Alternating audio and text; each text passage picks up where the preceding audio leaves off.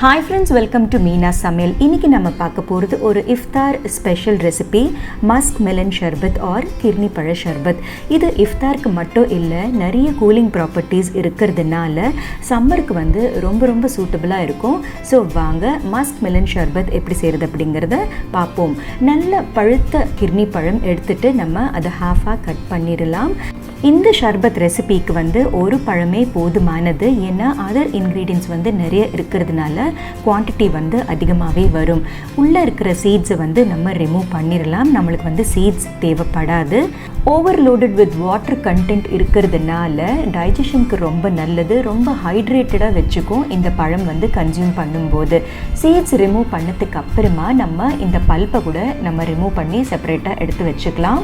Immunity சிஸ்டம்க்கும் ரொம்ப நல்லது இந்த கிர்னி பழம். அது மட்டும் இல்லாமல் கார்டியோவாஸ்குலர் ப்ராப்ளம்ஸ் இருக்கிறவங்களுக்கும் சரி, ஸ்கின் இஷ்யூஸ் இருக்கிறவங்களும் கிர்னி பழம் கன்சியூம் பண்ணும்போது உடம்புக்கு ரொம்ப நல்லது.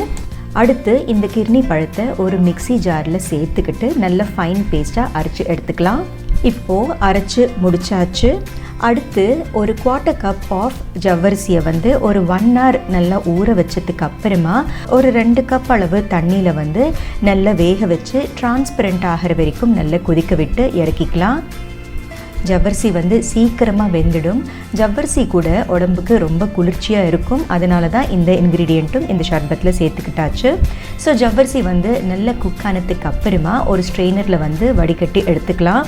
கொஞ்சம் ஃப்ரெஷ் வாட்டரால் வாஷ் பண்ணும்போது அந்த ஸ்டார்ச் எல்லாமே கிளியர் ஆகிட்டு வெறும் ஜவ்வரிசி மட்டுமே அந்த ஜல்லடையில் நிற்கும்.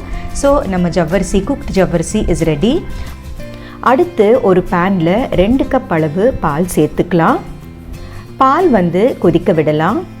சைமல்டேனியஸ்லி ஒரு டேபிள் ஸ்பூன் அளவு வெனிலா கஸ்டர்ட் பவுடரில் ஒரு 1/4 கப் ஆஃப் மில்க் சேர்த்து கட்டி இல்லாமல் கரைச்சி ரெடியாக எடுத்து வச்சுக்கலாம்.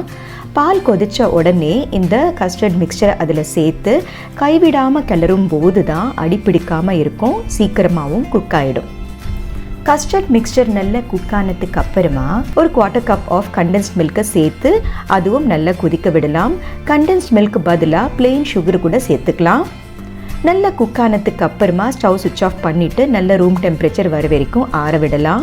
ரூம் டெம்பரேச்சருக்கு வந்ததுக்கு அப்புறமா நம்ம கிர்னி பழ ஜூஸை சேர்த்துக்கலாம். முக்கியமான பாயிண்ட் கஸ்டர்ட் மிக்சர் நல்ல ரூம் டெம்பரேச்சருக்கு வந்ததுக்கு அப்புறமா தான் இந்த ஃப்ரூட் ஜூஸை நம்ம சேர்த்துக்கணும். ஏற்கனவே வேக வச்ச ஜவ்வரிசியை சேர்த்துட்டு அதுவும் ஸ்டர் பண்ணிக்கலாம். ஒரு 1 hour ஊற வச்ச சப்ஜா சீட்ஸை ஒரு 2-3 டேபிள் ஸ்பூன் அளவு சேர்த்து அதுவும் ஸ்டர் பண்ணிக்கலாம்.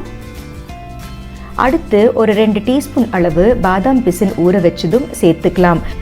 ஸோ எல்லா இன்க்ரீடியன்ட்ஸ் சேர்த்ததுக்கு அப்புறமா நல்லபடியாக ஸ்டர் பண்ணி விட்டுட்டு ஒரு 2 to 3 hours ரெஃப்ரிஜரேட் பண்ணி சர்வ் பண்ணும்போது our musk melon sharbat is ready. கிர்னி பழம் அப்படிங்கிறதே உடம்புக்கு ரொம்ப குளிர்ச்சி கொடுக்கக்கூடியது. இதை காம்ப்ளிமெண்ட் பண்ணுற மாதிரி நம்ம ஜவ்வரிசியும் சேர்த்துருக்கோம், அதுக்கப்புறமா சப்ஜா சீட்ஸும் சேர்த்துருக்கோம், அதோடு சேர்த்து பாதாம் பிசினும் ரொம்பவே காம்ப்ளிமெண்ட் பண்ணுற மாதிரி சேர்த்துருக்கோம். ஸோ இந்த ஷர்பத் ரொம்ப டேஸ்டியாக இருக்கிறதையும் தாண்டி உடம்புக்கு ரொம்ப ஹெல்த்தி கூட. ஸோ கண்டிப்பாக இந்த சிம்பிள் அண்ட் ஈஸி ரெசிபியை நீங்களும் ட்ரை பண்ணி பாருங்கள். ஸோ மீனா சமையலை பாருங்கள், லைக், ஷேர், சப்ஸ்கிரைப் பண்ணுங்கள். பாய்.